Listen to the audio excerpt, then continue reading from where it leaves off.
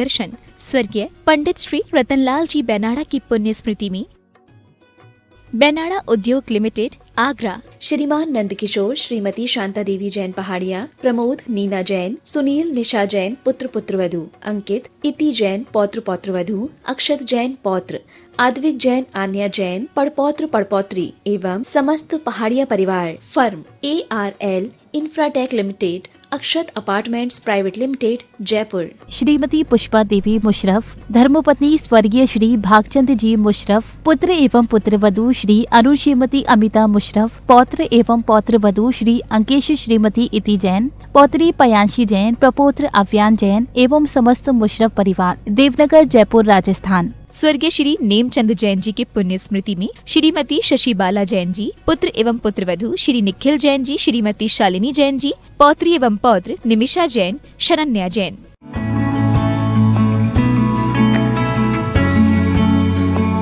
जय जिनेन्द्र नमि ऊणवड्यमाणं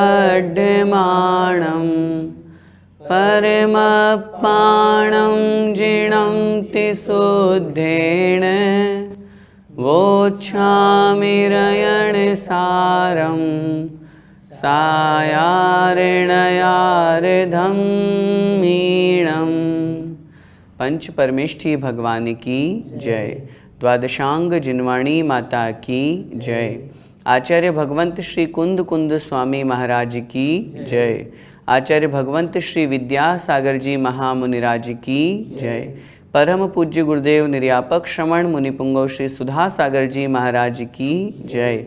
अढ़ाई द्वीपस्थ समस्त महामुनिराजों की जय। जीवन में ज्ञान होना बहुत आवश्यक है। ज्ञान के बिना यह आत्मा अधूरी है। वैसे तो आत्मा का स्वभाव ज्ञान दर्शन है, लेकिन उस ज्ञान दर्शन के कारण मात्र से जब शास्त्रों का ज्ञान, नीति न्याय का ज्ञान, यह अच्छी बातों का ज्ञान नहीं होगा, क्या हेय है और क्या उपादेय है, जब तक उसका ज्ञान नहीं होगा तब तक हम जो भी व्रत नियम संयम का पालन करते हैं वो व्यर्थ कहे जाते हैं। आचार्य भगवान कुंद कुंद स्वामी महाराज इस रयणसार ग्रंथ के माध्यम से हमें समझा रहे हैं कि ज्ञान के बिना किया गया तप भी व्यर्थ है। आइए देखते हैं गाथा क्रमांक 90। अजयणमेव झाणम् पंचेन्द्रियणिग्रहं कषायम्पि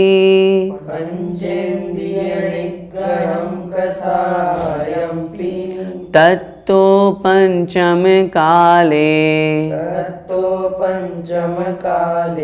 पवयण सारभासमेव कुज्जाहो।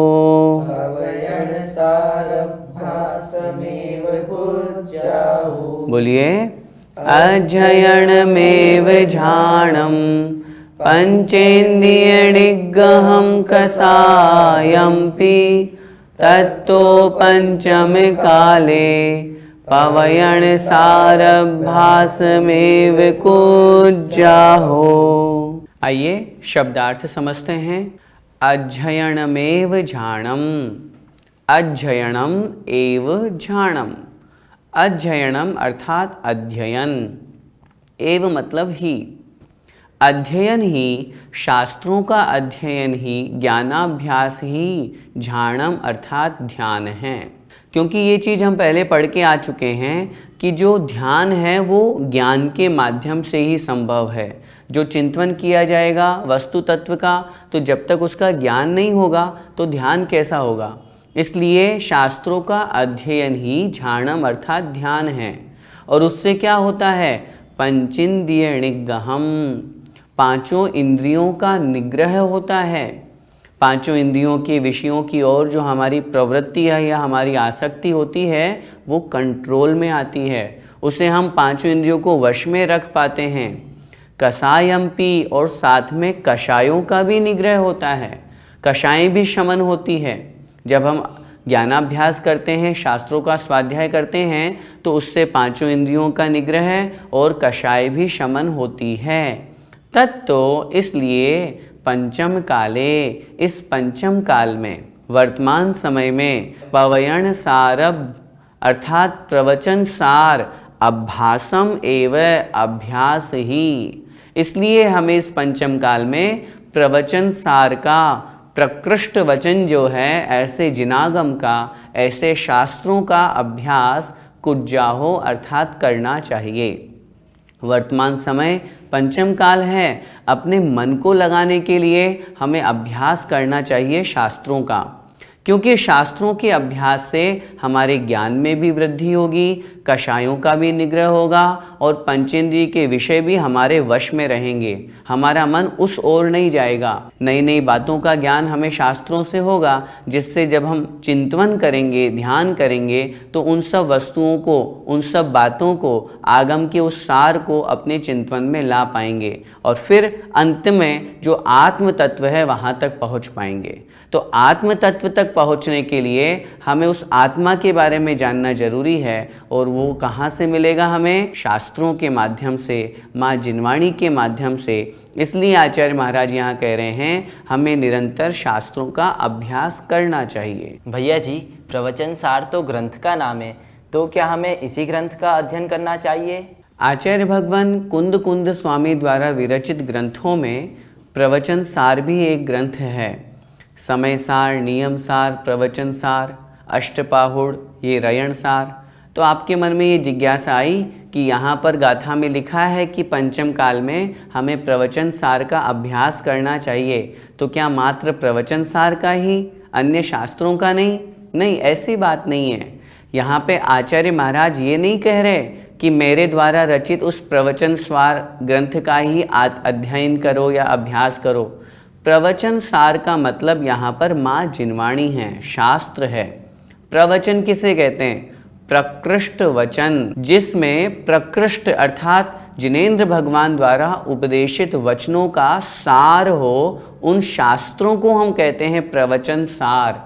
प्रवचन सार का शाब्दिक अर्थ अगर हम समझेंगे तो जितने भी हमारे मूल आगम ग्रंथ हैं, जो जिनेंद्र भगवान की वाणी से निश्चित हैं, गंधर्वों ने उन्हें झेला है और आचार्यों ने उन्हें लिपिबद्ध किया है, लिखा है, तो सारे के सारे ग्रंथ जो हम रयण सार पढ़ रहे हैं, ये भी प्रवचन सार है। तत्वार, सूत्र, रत्नगण, श्रावकाचार, चाहे समय सार, नियम सार, अष्टपाहुड़, ये सब प्रवचन सार हैं। प्रवचन सार पर्टिकुलर किसी एक ग्रंथ को यहाँ पर इंडिकेट नहीं किया है। प्रवचन सार का मतलब प्रकृष्ट वचनों का सार, माँ जिनवाणी, शास्त्रों का अभ्यास। आगे आचार्य महाराज उसी स्वाध्याय और ज्ञानाभ्यास से ध्यान कहते हुए कह रहे हैं कि पापों से दूर होना और पुण्य क्रियाओं में लगना ये ज्ञानाभ्यास से ही संभव है। देखिए, पावारंभणिवेत्ति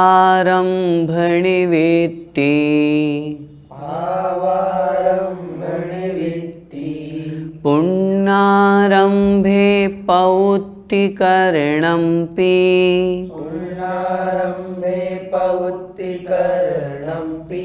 णाणं धम्मज्झाणं जिणभणिदं सव्वजीवाणं।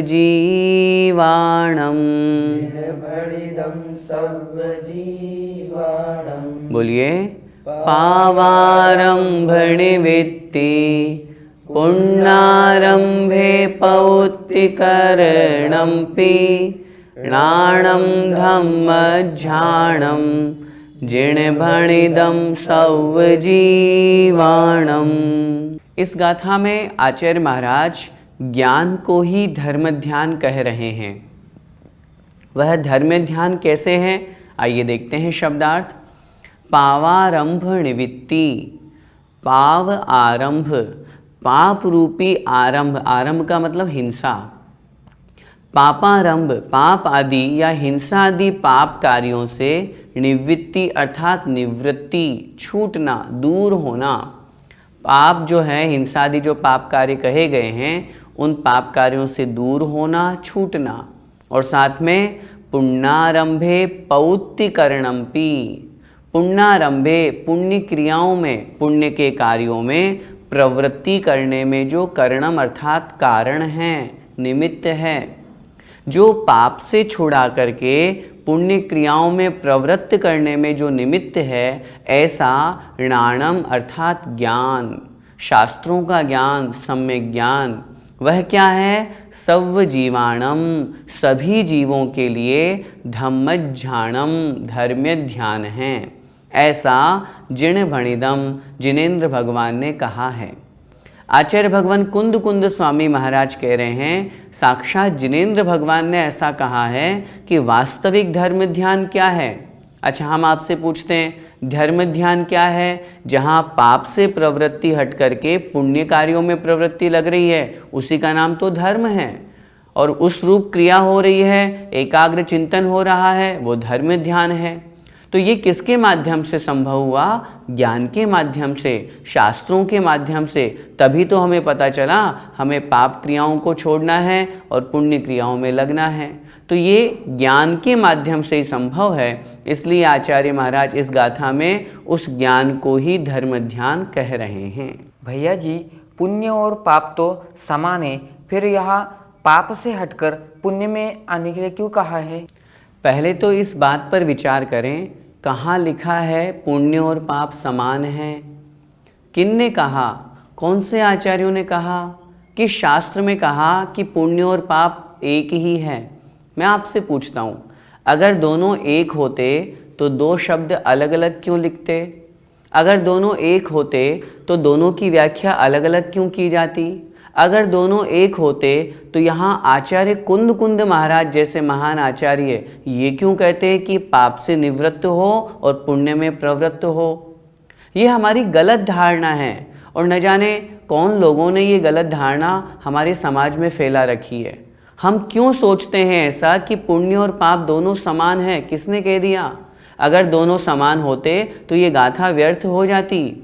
अगर दोनों समान होते तो आचार्य कुंद कुंद महाराज के ये वचन व्यर्थ हो जाते, निरर्थक हो जाते। और न केवल आचार्य कुंद कुंद महाराज, अपितु जितने भी सब शास्त्र हैं, उन सब शास्त्रों में पुण्य में प्रवृत्त होने की बात कही गई है।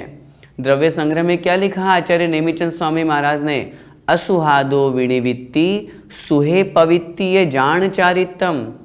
और दूर मत जाइए, चारित्र की परिभाषा में लिख रहे हैं अशुभ से हटो और शुभ में लगो। तो कहने का मेरा बहुत सीधा सा तात्पर्य है, पहले तो अपनी धारणा को हम बिल्कुल आगम के अनुसार बनाएं। किसी भी आगम में किन्हीं भी आचार्यों ने दोनों को समान नहीं कहा।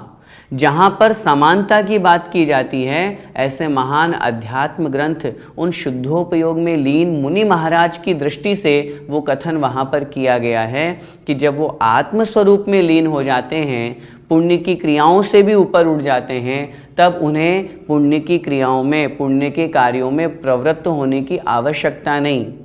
कहने का तात्पर्य है जब शुद्धोपयोग में लीन हो गए तब फिर मैं स्वाध्याय करूं, मैं प्रवचन करूं, मैं प्रतिक्रमण करूं, मैं सामायिक करूं, इसका विकल्प नहीं आता। वहाँ उस समय आचार्य कुंद कुंद महाराज समय सारजी में लिखते हैं कि वहाँ दोनों समान हैं। ये एक पुण्य की भी बेड़ी है, पाप भी बेड़ी है, दोनों बेड़ी हैं। एक सोने की बेड़ी, एक लोहे की बेड़ी है। अब मैं आपसे पूछता हूँ, दोनों समान हैं तो फिर दोनों को एक ही बेड़ी कह देते ना। पुण्य को सोने की बेड़ी क्यों कहा और पाप को लोहे की बेड़ी क्यों कहा? दोनों में अंतर है तभी तो कहा। और बेड़ी कहा ये हमने माना, लेकिन ये बेड़ी किन की दृष्टि से कहा? जो शुद्धोपयोगी मुनि महाराज हैं उनकी अपेक्षा से। हम शुभोपयोगी श्रावकों के लिए, हम शुभोपयोगी मुनि महाराजों के लिए तो पग पग पर, कदम कदम पर, हर गाथा में आचार्य महाराज कह रहे हैं अशुभ से हटो और शुभ में लगो। यही हमारे लिए उपादेय है। इसलिए पाप क्रियाओं से दूर होकर हमें शुभोपयोग रूप प्रवृत्ति करनी चाहिए। मुनि महाराज भी जब तक शुद्धोपयोग में लीन नहीं होते तब तक शुभोपयोग क्रियाओं को ही पालन करते हैं। 28 मूल गुणों का पालन ये शुभोपयोगी तो है, ये पुण्य कार्य ही तो है। इसलिए जीवन में कभी भी दोनों को समान नहीं मानना। मैं आपसे पूछता हूँ, जैसे आप गले में सोने की चेन पहनते हो, वैसे ही क्या लोहे की चेन पहन सकते हो? नहीं, दोनों समान है ना, दोनों बेड़ी हैं। सोना हटाओ, लोहा पहन लो। फिर सोने से राग क्यों है? लोहे के प्रति अरे ये तो लोहा है, किसी काम का नहीं, ये भाव क्यों आ रहा है? जब आप दोनों को बराबर कह रहे हो तो किसी भी दृष्टि से बराबर नहीं है। मैंने फिर कहा, शुद्धोपयोगी मुनि महाराज जब आत्म ध्यान में लीन होते हैं तो ये पुण्य की क्रियाएं अपने आप छूट जाती हैं। पाप तो छोड़ना पड़ता है बुद्धिपूर्वक, मैं पांचों पापों का त्याग करता हूँ, लेकिन पुण्य छोड़ा नहीं जाता। शुद्धोपयोग में लीन होने पर पुण्य छूट जाता है, पुण्य की क्रियाएं छूट जाती है। हमें जब तक वहाँ उस स्थिति में नहीं पहुँच रहे तब तक पुण्य की क्रियाएं करना है, जिन्हें भगवान की पूजन, भक्ति, स्तुति, स्वाध्याय, इन सब में निरंतर दत्त चित्त होकर के कार्य करना है। और इस भूल में नहीं रहना कि पुण्य भी है, पुण्य भी है। अरे जब शुद्धोपयोग में पहुँचेंगे तो अपने आप छूट जाएगा, छोड़ने की आवश्यकता नहीं पड़ेगी। तो आज की कक्षा में हमने क्या समझा? सबसे पहली बात तो ज्ञान का अभ्यास होना आवश्यक है। उससे क्या होगा? हम ध्यान की सिद्धि तक पहुंच पाएंगे और तभी कर्मों का नाश होगा। इस बात को भी समझना है जो इस गाथा में आचार्य महाराज ने कहा कि सम्यक ज्ञान को वहाँ उन्होंने धर्म ध्यान कहा। क्यों कहा धर्म ध्यान? क्योंकि उस धर्म ध्यान के बल पे हम आत्म स्वरूप को जान पाते हैं। जहाँ पापों से निवृत्ति होती है और पुण्य में प्रवृत्ति हो, वही धर्म है। जहाँ जीव हिंसा हो रही हो उससे दूर हटना है ना हमको। स्वाध्याय भी तो पुण्य की क्रिया है, तो फिर अगर पाप पुण्य दोनों एक होंगे तो फिर स्वाध्याय भी मत करो। लेकिन स्वाध्याय तो हम खूब करते हैं, लेकिन अन्य देव पूजा आदि नहीं करते, तो ये तो हमारा छल कपट हो गया। हमें अपने कर्तव्यों का पूरा पालन करना है। प्रकरण स्वाध्याय का चल रहा है, माँ जिनवाणी का अभ्यास हमको करना चाहिए। उससे ज्ञान में भी वृद्धि होती है, चारित्र के मार्ग पर बढ़ने के लिए हमें उपदेश प्राप्त होता है। इसलिए निरंतर स्वाध्याय करते हुए पाप से बचें और पुण्य क्रियाओं में लगे, यही हमारा लक्ष्य होना चाहिए। और लक्ष्य बनाएं एक दिन ऐसा आए कि हम शुद्धोपयोग को प्राप्त करके परम मोक्ष पद को प्राप्त करें। इसी मंगलमयी भावना के साथ बोलिए द्वादशांग जिनवाणी माता की जय। जय जिनेन्द्र।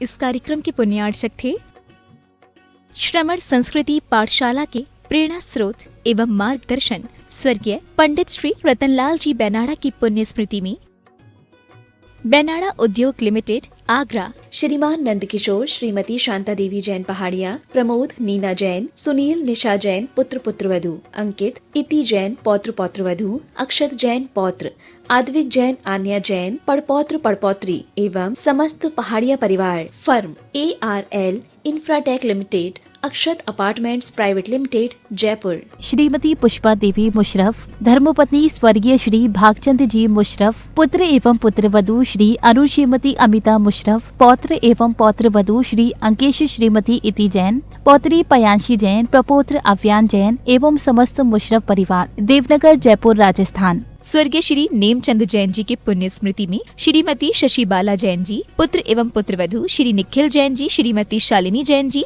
पौत्री एवं पौत्र निमिषा जैन, शरण्या जैन।